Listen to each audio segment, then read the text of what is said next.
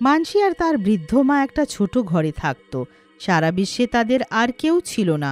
মানসীর বৃদ্ধ মা অসুস্থ থাকত, তবুও সে লোকেদের বাড়িতে গিয়ে বাসন ধোয়ার কাজ করত। মানসী কলেজে পড়ত আর কলেজের পর সে একটা ক্যাফেতে পার্ট টাইম কাজ করত, যাতে ঘরের খরচে মায়ের সাহায্য করতে পারে। একদিনের কথা, যখন মানসীর মা সুজাতা কিছু জীর্ণ নোট গুনতে থাকে।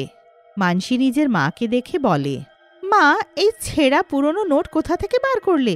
এটা তো কেউই নেবে না। এটা তো মালকিন আমাকে আমার বেতন দিয়েছে। কি? কিন্তু এগুলো তো জীর্ণ নোট সব, আর এগুলো তো কোনো দোকানদারই নেবে না। আমি এক্ষুনি মালকিনের কাছে গিয়ে এই নোটগুলো পাল্টে আসছি।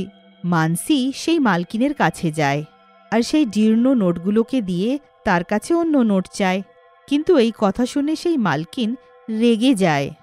এ আবার কি অসভ্যতা! আমি তো তোর মাকে সব নতুন আর খাস্তার নোটগুলো দিয়েছিলাম।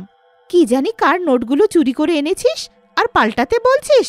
মালকিন, আপনি আমাকে এভাবে চোর বলছেন কেন? আমরা মা মেয়ে পরিশ্রম করি, পয়সা না থাকলে খালি পেট ঘুমিয়ে পড়ি, কিন্তু কোনোদিন বেইমানি বা চুরি করি না। আপনিই তো এই নোটগুলো আমার মাকে দিয়েছিলেন, আর এবার এভাবেই পাল্টে যাচ্ছেন। এই মেয়ে, আমার সাথে বেশি তর্ক করিস না, বুঝেছিস? কি জানি কোথায় থেকে চলে আসে সব। বের হো এখান থেকে। মানসী দুঃখিত হয়ে চোখে জল নিয়ে ওখান থেকে চলে যায়। ও বারবার নোটগুলোর দিকে তাকাতে থাকে আর হাঁটতে থাকে। হাঁটতে হাঁটতে সামনে একটা ছেলের সাথে তার টক্কর হয়ে যায়। ওহো হো, কি দিন আজকে! আমার তো খুব ভালো যাবে এখন। একটা সুন্দর মামুনি আমার সামনে এসে গেছে। বাবা, এই কি সব বলছো? আমি এই পয়সার দিকে তাকিয়েছিলাম, তাই ভুল করে টক্কর হয়ে গেল। এবার ছাড়ো আমার রাস্তা, আমাকে যেতে দাও। ছেলেটা মানসীর সাথে জোর করতে লাগে। মানসী চিৎকার করতে লাগে আর রেগে সেই ছেলেটাকে একটা থাপ্পড় মেরে দেয়। থাপ্পড় খেয়ে ছেলেটা এত বেশি রেগে যায় যে সে মানসীকে জোরে ধাক্কা দিয়ে দেয় আর তার পয়সাগুলো কেড়ে নেয়। আরে আরে, আমার পয়সাগুলো! এই সব উপর থেকে একটা বডি বিল্ডার ডাইনি দেখতে থাকে। ও ছেলেটার উপরে রেগে যায় আর ছেলেটাকে পেছন থেকে ধরে একটা ঘুষি মারে। একটা ঘুষি খেয়েই ছেলেটার মুখ ফুলে যায়। আরে, এইটা কি হচ্ছে? এই ডাইনি এলো কোথায় থেকে? এই মেয়ে, তুমি চিন্তা করো না, আমি তোমাকে এই ছেলের হাত থেকে বাঁচাতে এসেছি। অনেকক্ষণ ধরে তার অসভ্যতা দেখছি আমি, আর বাধ্য হয়ে আমাকে নেমে আসতে হলো। ছাড়বে না ওকে, ও আমাকে অনেক বিরক্ত করেছে আর আমার টাকাও কেড়ে নিল। এই ছেলে, চুপ করে মেয়েটার পয়সা বার কর, নইলে এক্ষুনি আমি তোর চাটনি বানিয়ে সিঙ্গাড়ায় লাগিয়ে তোকেই খাইয়ে দেব। এমন বডি বিল্ডার ডাইনিকে দেখে আর তার ঘুষি খেয়ে সেই ছেলেটার মাথায় বুদ্ধি চলে আসে আর ও কেড়ে নেওয়া সব পয়সা চুপ করে ফেরত দিয়ে দেয়। তারপর ও ওখান থেকে এমন পালায় যে ডাইনি আর মানসী তাকে দেখে হাসতে লাগে। তোমার অনেক ধন্যবাদ, আজকে তুমি আমার অনেক সাহায্য করলে। আমি তো শুনেছিলাম যে ডাইনিরা অনেক খারাপ হয়, কিন্তু আজকে দেখলাম এমন কিছুই নয়, ভালো ডাইনিরাও হয়। এবার হয়েছে, আমার এত প্রশংসা করো না যে আমার নিজেকে ডাইনি বলাতে সন্দেহ থাকে। চলো, এবার তুমি বাড়ি যাও, আর যখনই আমার দরকার পড়বে আমাকে ডেকে নিও, আমি তোমার কাছে পৌঁছে যাব। ঠিক আছে, এবার আমি আসি। মানসী বাড়ি ফিরে আসে আর নিজের মাকে সেই বডি বিল্ডার ডাইনির সম্বন্ধে সব বলে। মানসীর মা এইসব শুনে অবাক হয়, কিন্তু পরে অনেক খুশিও হয়। ভালো হোক সেই ডাইনির যে সে তোমার এত সাহায্য করল। মানসী আর তার মায়ের জীবনে একটা কষ্ট যেত আর অন্যটা যেন তৈরি থাকত। মানসী আর তার মা নিজের ঘরে শান্তিতে থাকে। হঠাৎ একদিন তার দরজায় একজন লোক আর একটা পুলিশ এসে দাঁড়িয়ে যায়। আপনারা কারা? আচ্ছা হ্যাঁ, এই বাড়িটা শিগগিরই তোমরা খালি করে দাও, চলো। হ্যাঁ। এইটা কি বলছেন? এটা তো আমাদের ঘর, আমরা এটা খালি করব কেন? তোমাদের বাড়ি? তাহলে কাগজপত্র দেখাও তো, দেখি তো।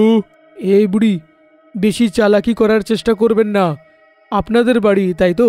যদি আপনাদের বাড়ি হয় তাহলে পেপার দেখাতে তো কোনো সমস্যা হবে না, তাই তো?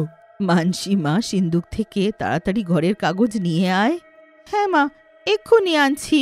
মানসী তাড়াতাড়ি সিন্দুক থেকে কাগজ নিয়ে আসে আর পুলিশের লোকটাকে দেখায়।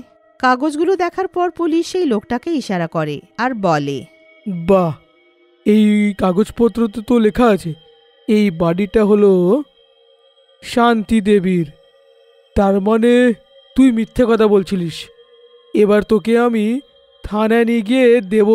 হ্যাঁ, আর এই ফাইলটাকেও আমি নিয়ে যাব। আচ্ছা, আপনি একবার থানায় গিয়ে এই রিপোর্টটা লিখিয়ে দেবেন। আপনার রিপোর্টটাও তো প্রয়োজন, তাই তো? পুলিশ সেই লোকটাকে ধরে নিয়ে যায়। মানসী আর তার মা সেই পুলিশকে ধন্যবাদ জানায় যে ও তাদেরকে সেই লোক থেকে বাঁচালো। কিন্তু এমন কিছু ছিল না। কয়েকদিন পরেও যখন থানা থেকে কোনো খবর আসে না, তো মানসী চিন্তিত হয়। দেখো মা, সেই পুলিশের লোকটা আমাদের ফাইল নিয়ে গেল আর এখনো ফেরত দেয়নি। হ্যাঁ মা, আমারও তো সেই চিন্তা হচ্ছিল।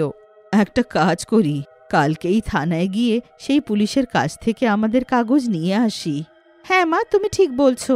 তারা পরের দিনেই থানায় গিয়ে সেই পুলিশওয়ালার কাছে নিজের কাগজগুলো ফেরত চায়। কিন্তু সেই পুলিশের লোকটা তাদের উপরে চিৎকার করতে লাগে। মিথ্যে বলছেন কেন আপনি? সেদিন আপনি একটা লোকের সাথে আমাদের ঘরে এসেছিলেন। ও মানসী আর তার মায়ের কোনো কথাই শোনে না আর তাদেরকে থানা থেকে বার করে দেয়।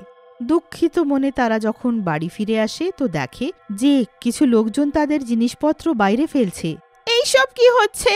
ওরা আমাদের জিনিসপত্র ফেলছে কেন? জানি না মা, চল চল গিয়ে দেখি আমরা। মানসী গিয়ে তাদেরকে থামায়, কিন্তু কেউ তার কোনো কথাই শোনে না। তখন মানসী আবার সেই লোকটাকে দেখে যে তাদের ঘরের উপরে দখল করতে চেয়েছিল। মানসী বুঝে যায় যে এই সব ওরই চাল আছে। লোকটা মানসী আর তার মাকে ঘরে ঢুকতেই দেয় না। মানসী আর তার মা এদিক ওদিক ঘুরতে থাকে। তারা ক্ষুধার্ত আর তৃষ্ণার্ত থাকে। তখনই মানসী সেই জীর্ণ নোটগুলো বার করে। আমি সেই ডাইনির কথা ভুলেই গেলাম, ওই আমাদের সাহায্য করতে পারে মা। মানসী আর তার মা তাড়াতাড়ি সেই গাছের কাছে যায় আর সেই ডাইনিকে ডাকতে লাগে। মানসীর ডাক শুনে ডাইনিটা তাড়াতাড়ি নিচে চলে আসে। মানসী তাকে পুরো ঘটনাটা বলে। সব শুনে ডাইনি রেগে লাল হয়ে যায়। ডাইনি সোজা মানসীর ঘরে যায় যেখানে সেই লোকটা থাকে। আচ্ছা, নিরীহ লোকেদের বাড়ি কেড়ে নিয়ে এত শান্তিতে ঘুমাচ্ছ? এক্ষুনি দেখাচ্ছি আমি। ডাইনি বাড়ির জিনিসপত্র তুলে ফেলতে লাগে। হইচই শুনে সেই লোক আর তার বউ উঠে দাঁড়ায়। তারা অনেক ভয় পেয়ে যায়। অনেক কষ্টে তারা আবার ঘুমায়। সকালে তারা ভাবে যে সব ঠিক হয়ে গেছে, কিন্তু ডাইনি সেই ঘরের ভেতরেই ঘুরতে থাকে। রোজ তার ঘরে আজব ঘটনা ঘটতে থাকে। আমি বুঝে গেলাম এই ঘরে এই সব ঘটনাগুলো কেন ঘটছে। এই ঘরে একটা ডাইনি আছে গো, আর সেই এই সব করছে। আমি এক্ষুনি তাকে নিজের চোখে দেখেছি। বডি বিল্ডারের মতন আছে। আমার তো অনেক ভয় হচ্ছে গো। তুমি তাড়াতাড়ি গিয়ে কোনো বাবাকে নিয়ে আসো, ওকে ঘর থেকে তাড়াও তো। লোকটা তাড়াতাড়ি একটা বাবাকে নিয়ে আসে। বাবা নিজের মন্ত্র দিয়ে ডাইনিটাকে ডাকে। ও যখন ডাইনিটাকে দেখে তো তার নিজের অবস্থাই খারাপ হয়ে যায়। বাবাটা ভয়ে ওখান থেকে পালিয়ে যায়। তারপর আবার তারা নিজের মাথায় হাত দিয়ে বসে যায়। ডাইনিটা কোনায় দাঁড়িয়ে হাসতে থাকে। অবশেষে আমি এমন কিছু করব যে এরাও সেই বাবার মতন পালাবে। ডাইনি সোজা সেই পুলিশওয়ালার ঘরে যায়। ও বেশ মজায় ঘুমোতে থাকে। এক হাত দিয়ে ডাইনি সেই পুলিশওয়ালাকে হাওয়ায় ঝুলিয়ে দেয়। আরে কে এটা? ছাড়ো আমায়, নিচে নামাও আমায়। আমি তোকে ততক্ষণ নামাবো না যতক্ষণ না তুই নিজের ভুল ঠিক করে নিস। দুটো নিরীহ মহিলার ঘরটা কেড়ে তুই অন্য কাউকে দিয়ে দিলি শুধু কিছু পয়সার জন্য। আমি যখন তোকে তুলে মাটিতে ফেলে মারবো তখন বুঝবি তুই। ডাইনি সেই পুলিশওয়ালাকে ফেলতে যেতে থাকে। তখনই সেই পুলিশওয়ালা নিজের ভুল মেনে নেয়।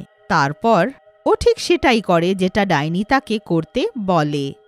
ও তখনই সেই লোকটার ঘরে যায় আর তার কাছে কাগজটা চায়। সেই লোকটার তার মহিলাকে ঘর খালি করতেই হয়। তারপর সেই ডাইনি মানসী আর তার মাকে ঘরে এসে তাদের ঘরের কাগজ দিয়ে দেয়। এই জীবনে তোমার জন্য কিছু করতে পারি তো নিশ্চয়ই বলো আমাকে মা। মেয়ে বলছো আর ধন্যবাদ জানাচ্ছ। চলো একটা কাজ করি, আজ থেকে আমি সেই গাছের বদলে এখানেই থাকব, যাতে আমিও থাকার জন্য ভালো জায়গা পাই। তারপর থেকে সেই বডি বিল্ডার ডাইনি তাদের ঘরেই থাকতে লাগে। মানসির পড়াশোনাও ভালো করে হতে থাকে আর সবাই মিলে হাসি খুশি ঘরে থাকে।